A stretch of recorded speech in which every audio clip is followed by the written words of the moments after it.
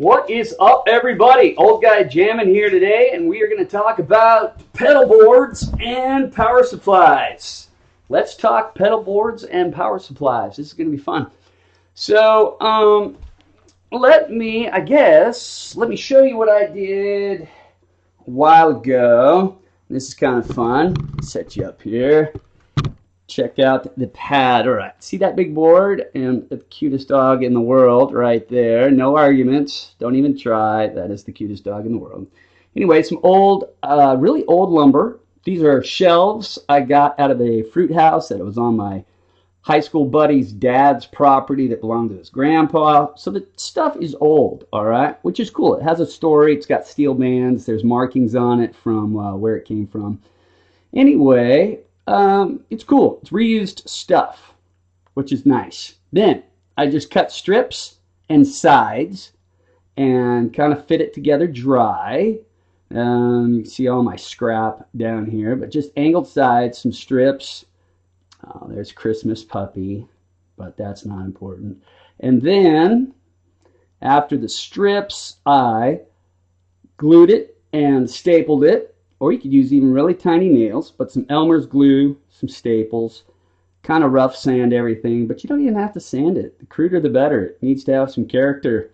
But I would use some glue and some nails or staples, set it by the fire so it could be warm. And then Guitar Center was so good to me, I told them I'm building a pedal board, and they said, fine. I ran through so many pedals and took them in, took back the ones I didn't like. And they were so good to me. I just can't say enough about how they treated me. And then ended up with a finish deal with the power supply back there, tucked down underneath. And the power supply has blue LEDs by all the outputs. So the whole underneath of the board glows blue if the lights are out or if it's dark, which is, you know, that's cool. Anytime you have glowing lights, that's cool. But can't say enough about Guitar Center. I had pedals all over the place. 3 different drives, 3 different compressors, different delays, reverbs, you name it, and tried them all, and then just took back the ones I didn't like. Very cool of Guitar Center to do that for me. So, anyway, the point being, if you have $200 to throw away on a pedal board frame and then more on pedals, well, that's pretty cool. But a lot of us don't have $200 just to throw towards a pedal board. That's halfway to a used Marshall amp, or that's a couple of really nice pedals. But to spend $200 on a pedal board, to me, seems kind of crazy when you have things like thrift stores around. Thrift stores are great. Before we get started on that, though, let me show you this board. This is another one of those shelving units. See the steel banding up on top? I have about 10 of these that I pulled out of that barn, that little fruit house, some 40 years ago, and I kept them because it's so nice. It's big pine, and each one of these pine boards, they aren't just stuck together. They are grooved like this. If you were to look end on this joint, you'll see that they are grooved, and so that's pretty cool. They've got stress. Look at these hole fillers right here. You can see where the center punch was, and that would be a fun detail to have on the side of some pedal board. There's some stress marks right here. You could overstress it if you want. There's some writing on the other side, something about a fruit house. So that's pretty cool, and it's just not that hard to cut it down into strips and some sides, but you don't have to use that either. Reclaiming stuff is super cool, and I was at a thrift store the other day, and this isn't a thrift store chair, but this is my stool I sit on here, but kids' chairs in particular are usually made from solid wood instead of particle board, and you can take and look here, you've got, you know, I don't know what the size of pedal board you're going to use, but for a 3-pedal board or a three-pedal pedal board, this would be enough distance, 1, 2, 3, probably. But you can take the back off this chair here for your sides. You've got a cross strat here. You've got another cross member here. You've got the seat to work with. You've got the back to work with. This chair might not be the best example, but it is an example. But little kids' chairs, like for 5, 6, 7-year-olds, they are usually solid wood, and they have nice wide slats for the back, nice wide slats between the legs, and it's pretty cool. Would make a great pedal board for just 3 or so pedals, a smaller one. That's what I'm going to do for my next board. That's going to be just a 3 board. Now check this out. This is also from a thrift store. It's a lap desk. This is foam.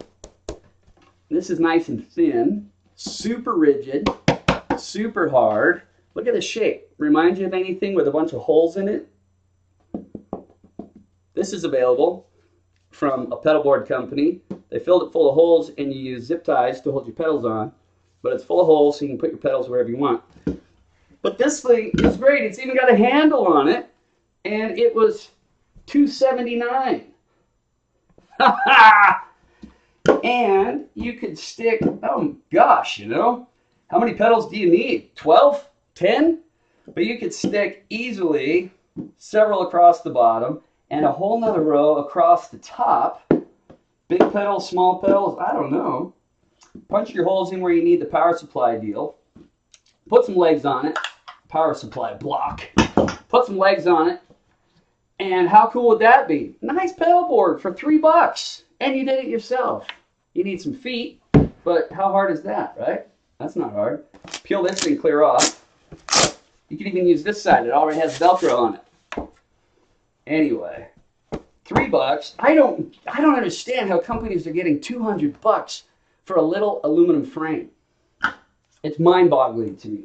Anyway, let's check this out. This is my pedal board, and I think it's pretty cool. It's the one I showed you earlier. Got all the necessary pedals, tuner, Timmy overdrive, mini tube screamer, metal zone. I think I actually prefer that to the full bore metal from MXR. You can do a lot with that, but it gets a hard time. People tease others about their metal zones, but you can do so much with this thing. It's great as a clean boost even. Soul Food has its purposes. In fact, I'm going to do another review of that dude's dirty channel because, wouldn't you know it, the Soul Food is the thing for that. Yeah, not that. That's everybody's favorite for a Marshall, often. Not everybody's favorite all the time. I try not to say never or always too often. But wouldn't you know, the Soul Food loves that Black Star and vice versa. Anyway, this is the effects loop section. So when you set your board up, tuner, mild drives, heavier drives, usually towards the end. But you can play with the order of things too, because you'll get different tones based on when you stack these things together, like the Timmy and the Tube Screamer go real nice together. They complement each other well. But you get a little different tone if the Timmy is here and the Tube Screamer is there than you will if it's this way. So the order is kind of something worth playing with as well.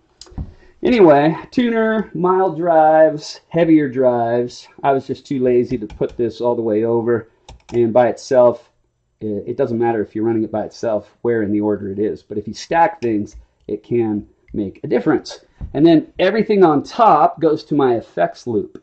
So that's all separate with my reverb, delay, modulation, all in one modulation pedal, and my looper, which I couldn't live without. And that's my board. Homemade, real nice. Gave it a shellac coat of some satin. Anyway, let's look underneath. I'm going to take this off so it doesn't flop, because it's only held on with the Velcro on the top section. And I've had really good luck with this Donner power supply. It's kind of gotten a not bad rap, but people say it's not worth too much, or that you need to pay $200 or $300 for a power supply. I've had this over a year, and it works great. No problems at all. I get 10 quote-unquote isolated outputs. Is it really isolated? I don't know.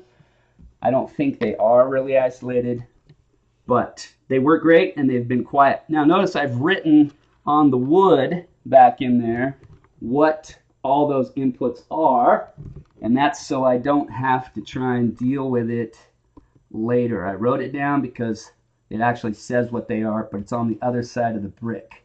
This is a Donner power supply, and it was, I'm holding it in there with just some silicone.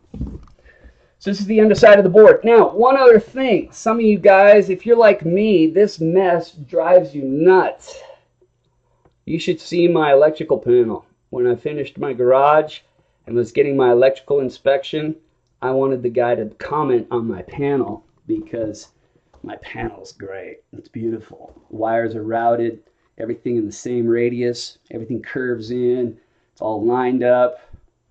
He didn't say anything. Anyway, that's the way I like to do things, and this drives me nuts. However, when you start trying to bind these wires together, because you have insulator, conductor, insulator, conductor, insulator, conductor, insulator, conductor, you start developing capacitance in your bundle, and that can lead to noise. So you have to kind of just let it all be. It's under the board anyway, it doesn't matter. Now, the one problem I did have with this power supply is the high power output, the 300 milliamp for my MXR reverb. It created noise in this pedal. So I went ahead and used the MXR isolated, or the MXR wall wart that comes with the pedal. I used that instead, which is fine. I just had to plug it in, not a big deal. Other than that though, I run all these other pedals off the Donner power supply, and it's been great. Plus all the lights light up blue. You turn it on. Look at that. How cool is that? It's very cool. All right, so those are some pedal board thoughts and considerations. Thought you might enjoy. I'd like to encourage everybody to go out and make your own pedal board, for crying out loud. It's a ton more fun than buying somebody else's work. Make your own. And stuff from thrift store. Take a cruise through a thrift store. You'll be surprised what catches your eye. And oftentimes you can knock down a kid's chair. It'd be great. But you do need to work through how many pedals you're going to use. Think about your power supply. And then get to it. All right. If you guys want anything, want to see anything else, have any questions about power supply, power blocks, pedal boards, effects, I've tried a lot, got opinions, let me know. Otherwise, we'll see you next time. Old Guy Jammin' is out.